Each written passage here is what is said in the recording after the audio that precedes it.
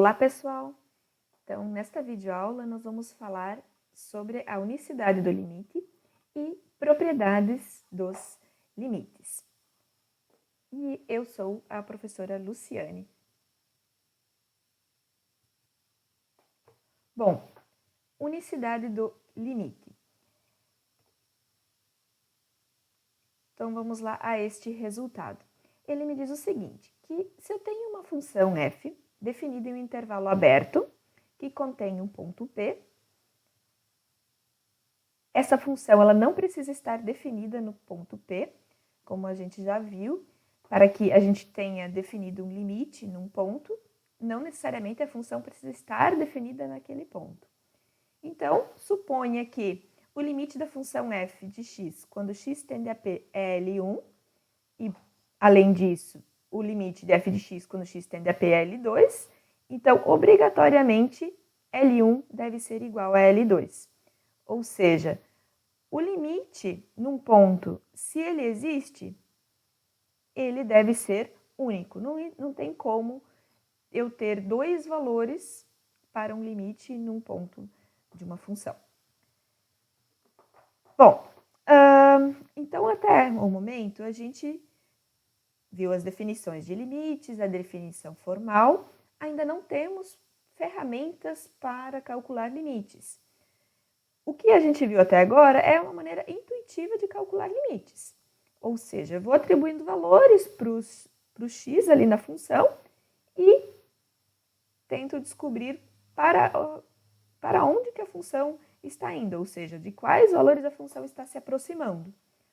Mas a pergunta que a gente tem que se fazer é, essa técnica vai funcionar sempre? Então, vamos olhar esse exemplo e vamos tentar tirar uma conclusão disso. Então, neste caso aqui, eu quero analisar o limite de seno de π sobre x quando x tende a zero. Então, eu vou atribuir alguns valores para x e vamos ver com isso qual é o comportamento desta função para esses valores. Então, eu comecei, como eu quero avaliar o comportamento desta função para x próximo de zero, eu comecei considerando alguns valores de x que vão se aproximando de zero. Então, eu considerei 1, 1 meio, 1 terço, 1 décimo, 1 sobre 100. Então, notem que esses valores que eu escolhi para o x, eles estão ficando cada vez menores, ou seja, cada vez mais perto de zero.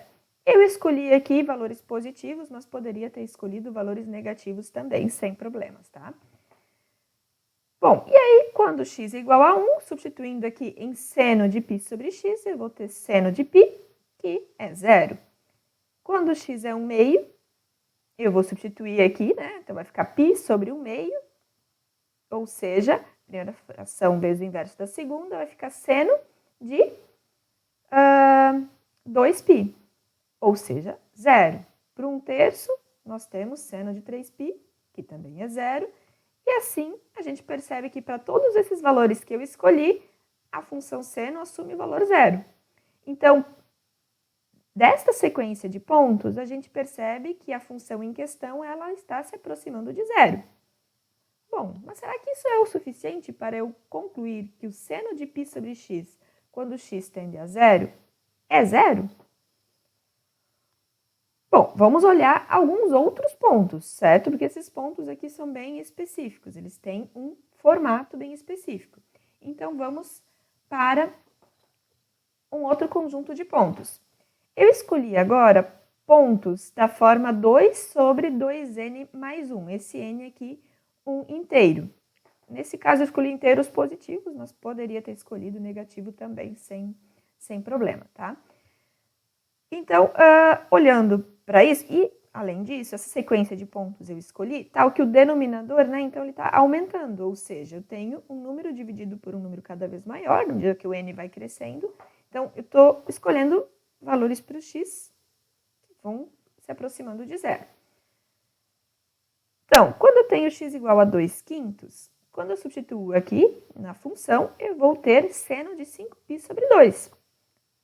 Bom, seno de 5π sobre 2, se a gente for lembrar lá do círculo trigonométrico, vamos tentar aqui esboçar um círculo, né? Então, eu tenho o círculo trigonométrico.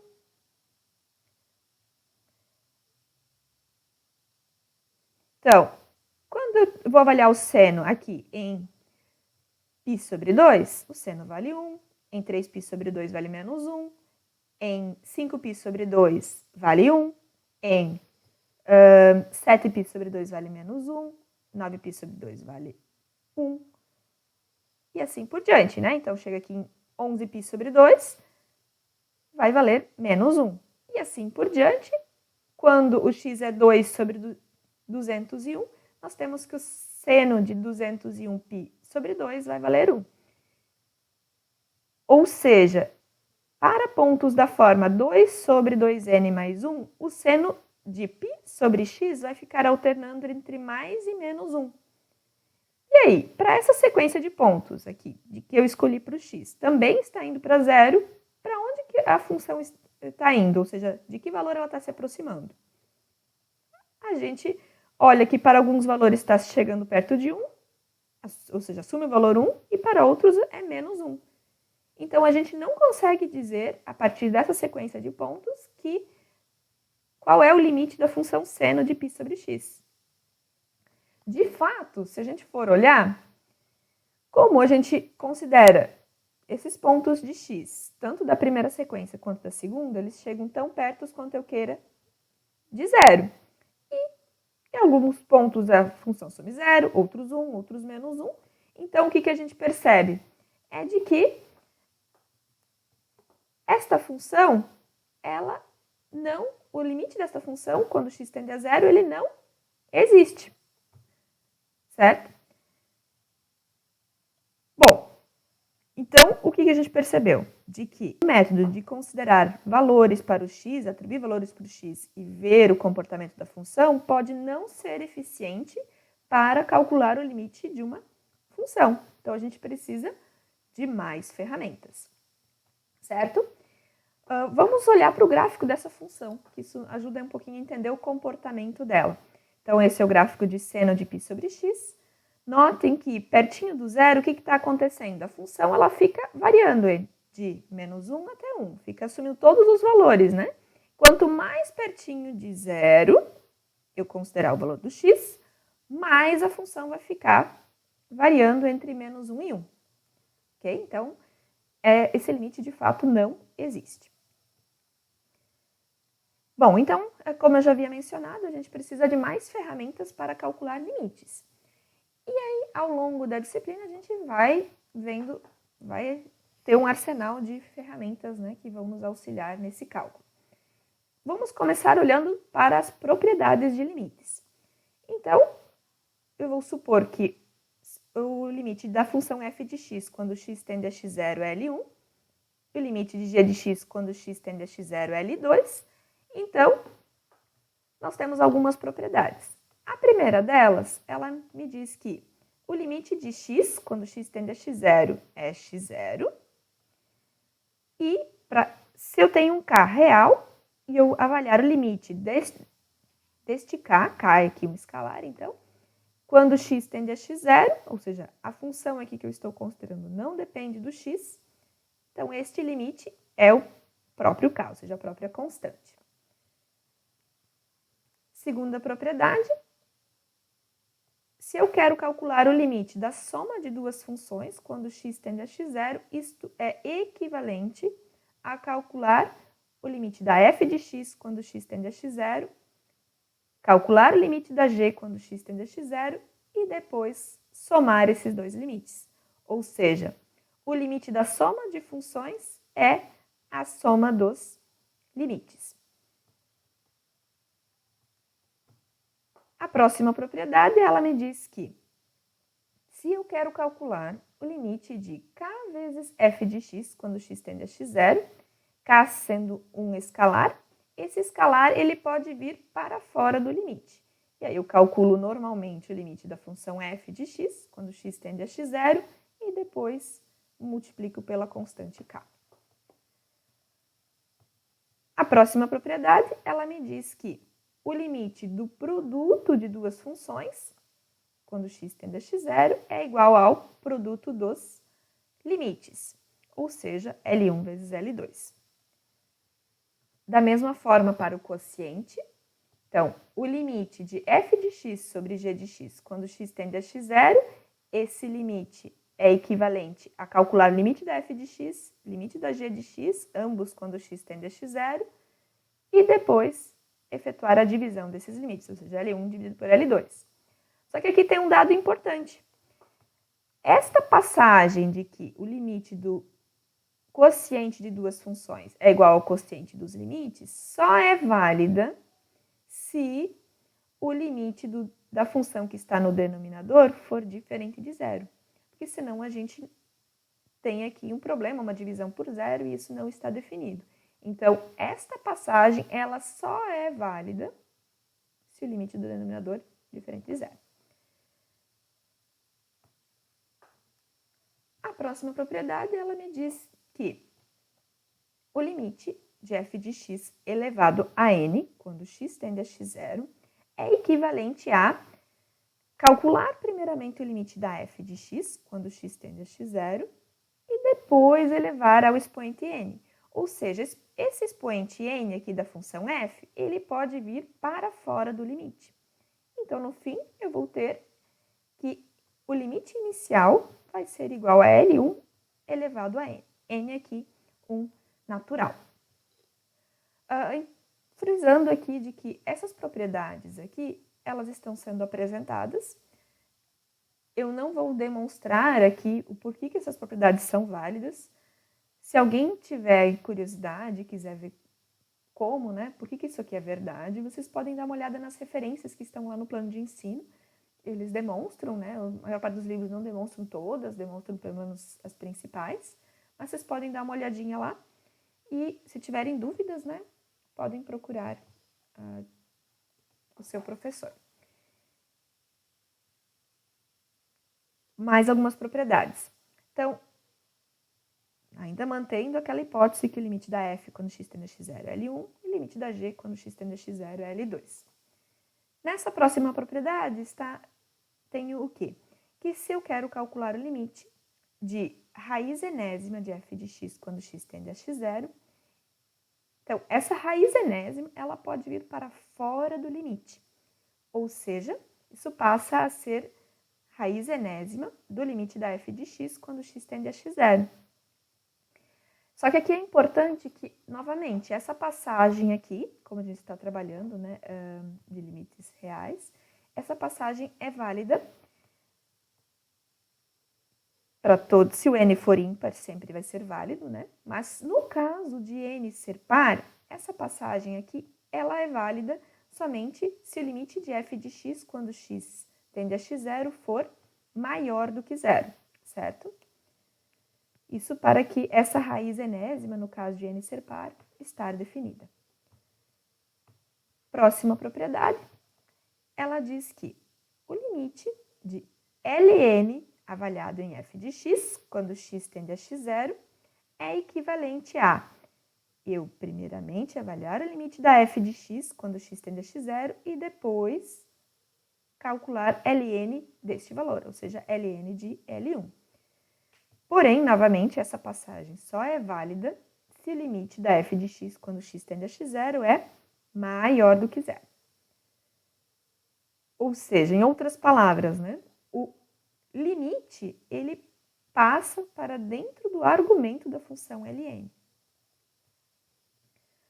Algo similar a gente tem para as funções seno e cosseno. Então, limite do cosseno de f de x quando x tende a x0 é equivalente a avaliar o cosseno em limite de f de x quando x tende a x0. Ou seja, o limite passa para dentro do argumento da minha função cosseno, certo? A mesma coisa para o seno. Então, o limite pode passar para dentro do argumento da função seno e aí facilitar a hora da gente calcular o limite. Algo similar a gente tem para a exponencial. Aqui tem a exponencial na base e em particular. Então, o limite de e elevado a f de x, quando x tende a x0, é equivalente a, primeiramente, calcular esse limite de f quando x tende a x0 e depois avaliar e elevado a esse limite, ou seja, e elevado a L1. Bom, a compreensão do porquê que essas últimas 3 propriedades são válidas, ela vai vir mais para frente quando a gente falar de continuidade de funções. Mas aqui, por enquanto, então, a gente vai usar essas propriedades já para calcular limites, certo? Então, vamos agora ver alguns exemplos onde a gente usa essas propriedades para calcular limites. Então, no primeiro exemplo, a gente tem limite de 5x ao cubo menos 8 quando x tende a menos 2, certo? Então, a gente vai usar as propriedades de limites para calcular esse limite. Então, aqui nós temos inicialmente, então, uma soma de funções.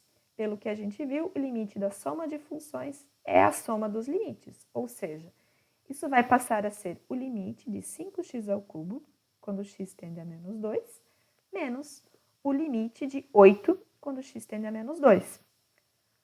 Agora, olhando individualmente cada um desses limites, a gente vai ter que o 5 é um escalar, pode vir para fora do limite, e eu vou ter limite de x ao cubo, quando x tende a menos 2. Esse expoente também pode vir para fora do limite. Então, este limite aqui, de limite de 5x ao cubo, quando x tende a menos 2, ele passa a ser este limite aqui, certo? Ou seja, 5 vezes o limite de x, quando x tende a menos 2, elevado ao cubo. E limite de 8, quando x tende a menos 2, eu não alterei em nada. Bom, agora eu vou usar a primeira propriedade que a gente viu lá em cima. O limite de x, quando x tende a menos 2, vai ser menos 2 aqui, né? Então, menos 2 elevado ao cubo, vezes a meu escalar. Então, menos 2 ao cubo vai dar menos 8, vezes 5, menos 40, menos o limite de 8 quando x tende a menos 2, que é menos 8. Então, menos 40 menos 8, menos 48. Um próximo exemplo.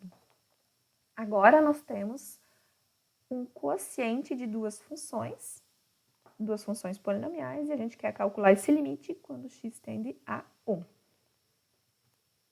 Bom, então, vamos aplicar as propriedades de limites que a gente acabou de ver. Então, eu tenho o quociente, então o limite do quociente é o quociente dos limites, ou seja, então isso vai passar a ser o limite do numerador dividido pelo limite do denominador, certo? Ambos os limites quando x tende a 1. Só que importante, né? Lembrem que eu frisei lá em cima. Esta passagem, ela só é válida se o limite do denominador for diferente de zero. Bom, a gente vai descobrir isso agora continuando o processo, ou seja, continuando a aplicar as propriedades. E aí vamos ver se a gente de fato pode fazer essa passagem.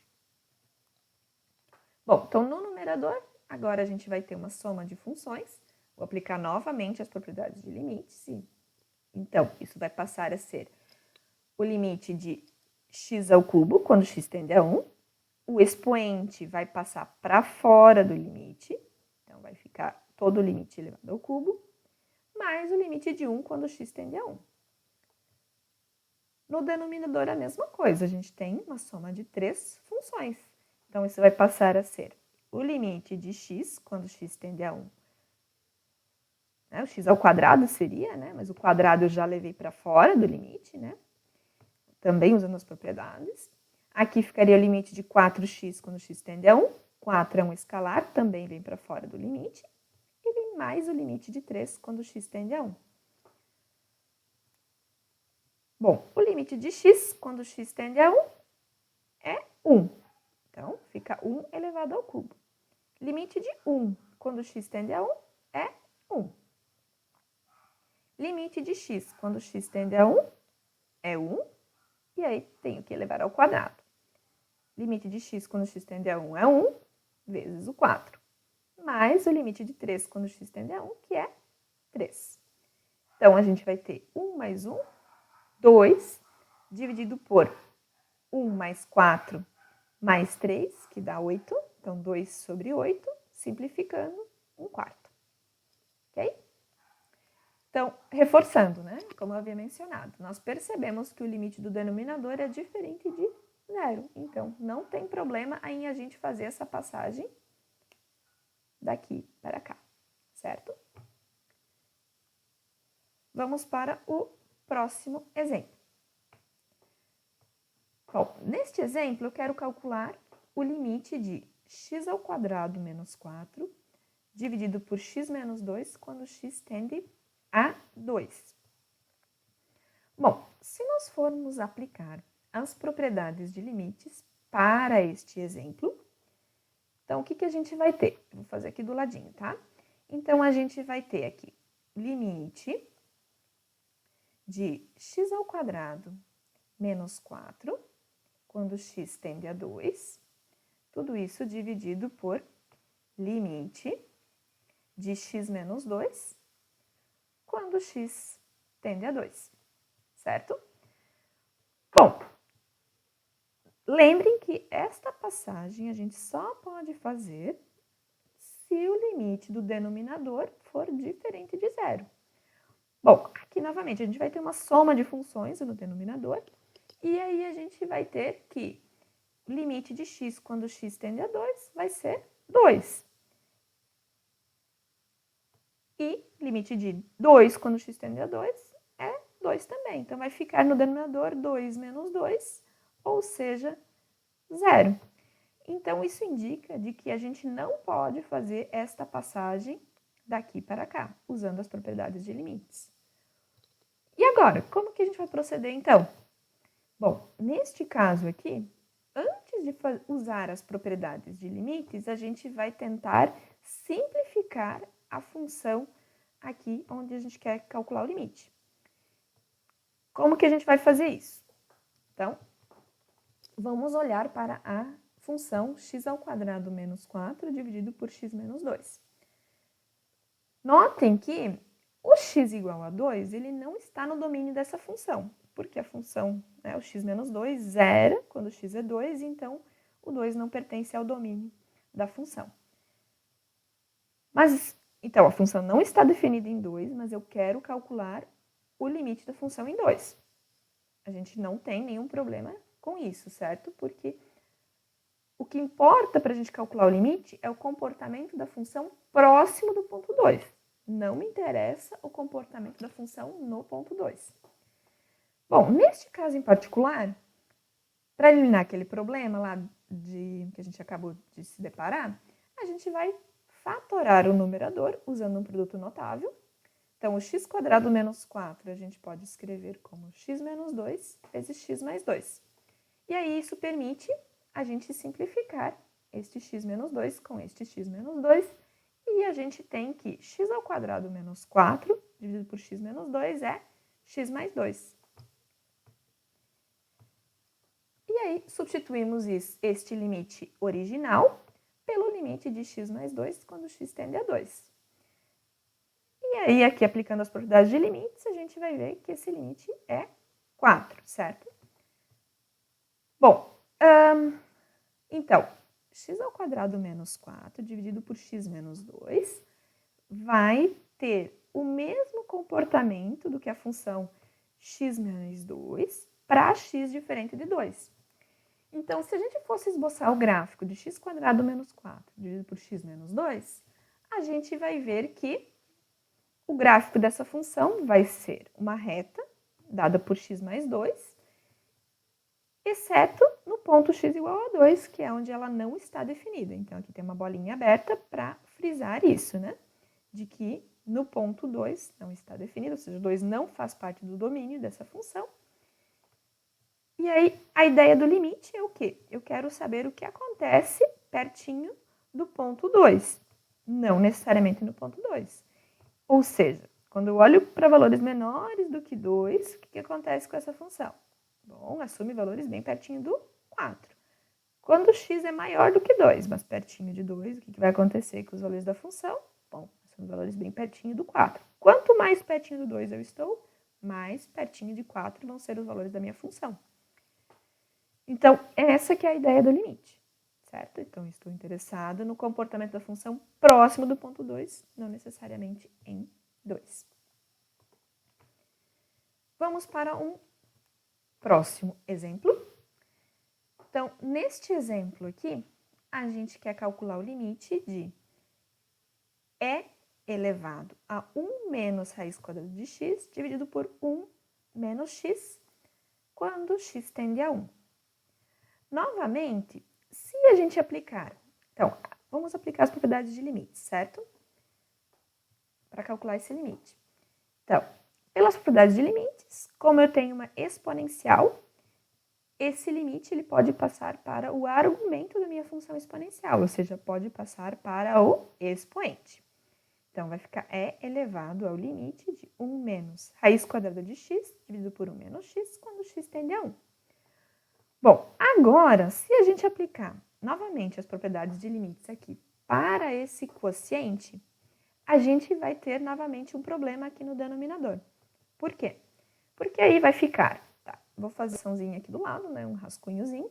Então, aqui, este expoente, ele vai ficar o limite, então, de 1 menos raiz de x, quando x tende a 1, dividido pelo limite de 1 menos x, quando x tende a 1. Notem que aqui no denominador, essa função, ela vai se aproximar, ó, 1 menos, esse aqui vai tender a 1, então vai ficar 1 menos 1. Então, no meu denominador, a gente vai ter uma função que vai se aproximar de 0. Ou seja, esta passagem daqui para cá, a gente não pode fazer, certo? Então, antes de fazer essa passagem, o que a gente vai fazer? Vamos simplificar esse quociente. Como é que a gente vai fazer isso? Então, diferentemente do exemplo anterior, onde nós usamos o produto notável, aqui a gente vai usar um outro artifício, que vocês já devem ter visto em outras situações, porque a gente quer, de uma certa forma, eliminar essa raiz quadrada aqui, né? Tentar simplificar isso. Então, a gente vai multiplicar tanto o numerador quanto o denominador pelo conjugado de 1 menos raiz quadrada de x. Qual é esse conjugado? É 1 mais raiz quadrada de x. Então, eu multiplico o numerador e denominador por esse conjugado. Com isso, na realidade, eu estou multiplicando meu quociente por 1. Então, não alterei a expressão original. E aí, com isso, no numerador, aqui a gente vai ter um produto notável. Esse produto vai ficar 1 menos x. E no denominador, eu vou ter 1 menos x vezes 1 mais raiz quadrada de x. Agora, esse 1 menos x com esse 1 mais 1 menos x vai simplificar, certo? E aí, a gente vai ter que isso vai ser igual a 1 sobre 1 mais raiz quadrada de x. Então, eu peguei aquele meu quociente original e reescrevi ele, simplifiquei, e eu tenho agora que isso é 1 sobre 1 mais raiz quadrada de x. Vamos substituir isso aqui, né, nesse limite.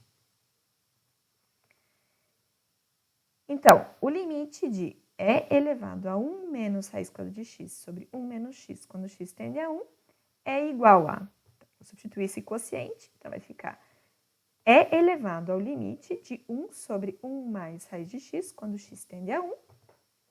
Aplicando as propriedades de limites agora, então vai ficar o limite do numerador dividido pelo limite do denominador. E aqui eu já separei o limite do denominador, que é uma soma de duas funções, como o limite da primeira função mais o limite da segunda, já trazendo o radical para fora do limite.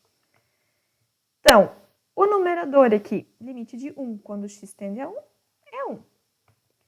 Aqui também nós vamos ter 1, e o limite de x quando x tende a 1 vai ficar 1, raiz quadrada de 1 é 1.